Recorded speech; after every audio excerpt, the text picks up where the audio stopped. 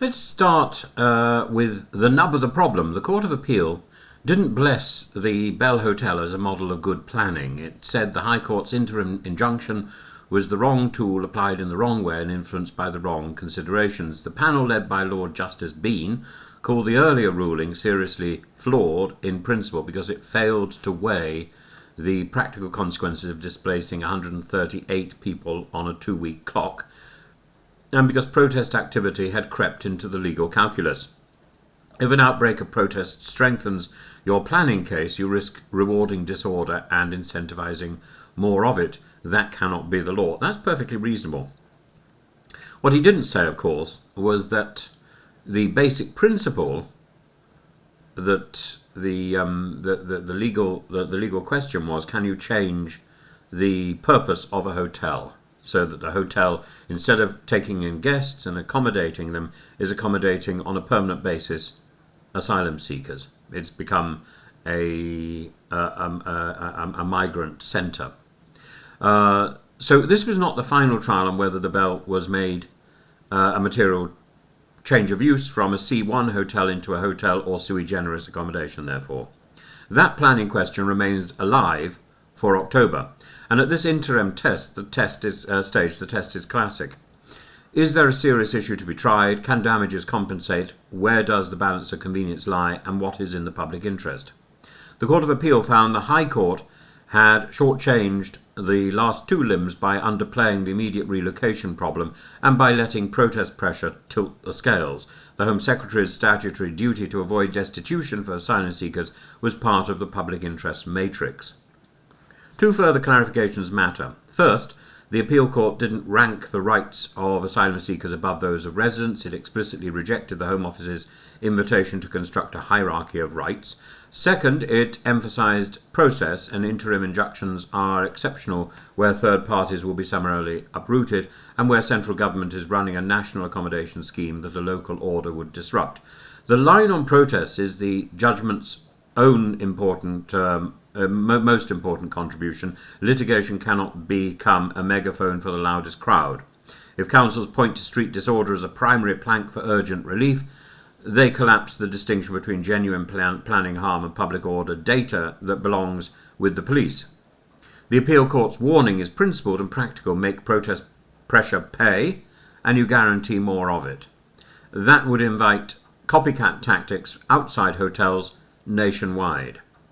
And what can still be argued in October, therefore? Well, plenty. The classic planning question is whether large-scale, longer-term placements with on-site supervision and limited turnover is materially different in character from a transient paying guest hotel. And councils will argue integration with the locality has changed, servicing and security have changed, and therefore the use class has changed. And operators will say rooms remain rooms, no structural works, bookings are still night by night in legal form, and any impacts are transient. None of that was determined yesterday. And of course, you've got to factor into that the reality that most of the staff are dismissed the moment the hotel becomes a migrant centre. The Court of Appeal simply said, you do not preempt the trial with a cliff edge injunction that creates a fresh emergency. I'm pleased that several councils are pressing orderly legal routes rather than performative ones.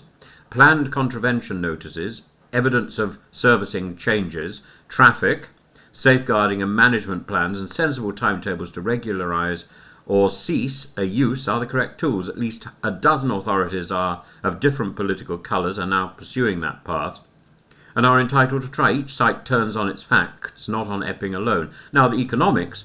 Hotel accommodation is the most expensive and least humane end of the spectrum. It incentivises second-rate properties to warehouse people at inflated nightly rates, sheds staff in favour of outsourced security, and creates an obvious community flashpoint.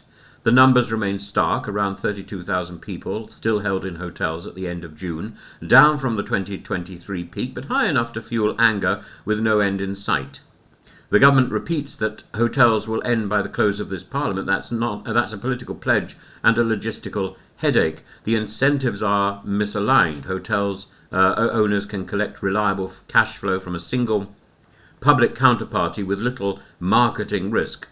Councils inherit the community management risk and police overtime. Residents see public money spent on poor outcomes and are told to be patient. And as a business model, it's rationale for a distressed hotelier and irrational for the taxpayer.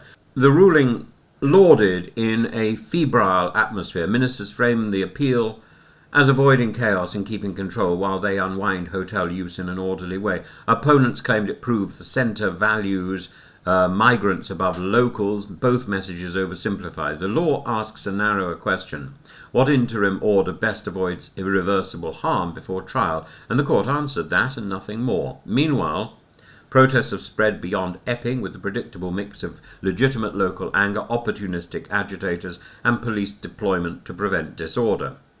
Where this should go next? Well, there are three moves that would cool the temperature. First, stop crisis making by deadline, no more cliff edges, agree structural draw down windows with councils when a site is likely to be unlawful at trial, and publish decent plans that move people to cheaper, safer, non-hotel stock. And that means small site dispersal, empty public buildings refurbished to basic standards, and faster moves into the regular private rented sector with guarantees. That is a dull local government work, which is exactly why it succeeds.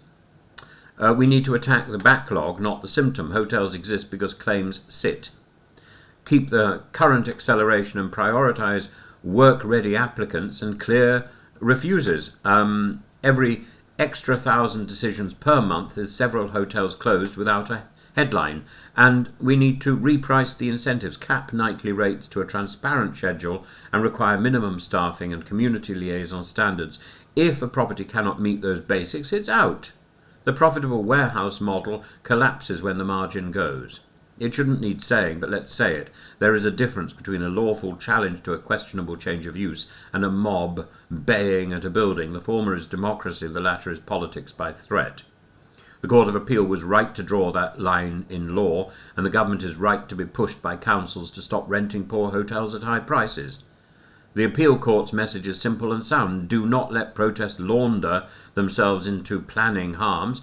Do not crash a national scheme with a local injunction before you've tried the facts. Do keep council's substantive challenges alive and heard promptly. And above all, stop paying bad money for bad shelter to bad landlords. If we act on those points, we can end asylum hotels for the right reasons and on the right terms. People who are coming here begging for asylum shouldn't be put in hotels and left in limbo for year after year simply because some horrible hotel landlords are making a killing out of that. It's wrong, it's abusive, and it should have been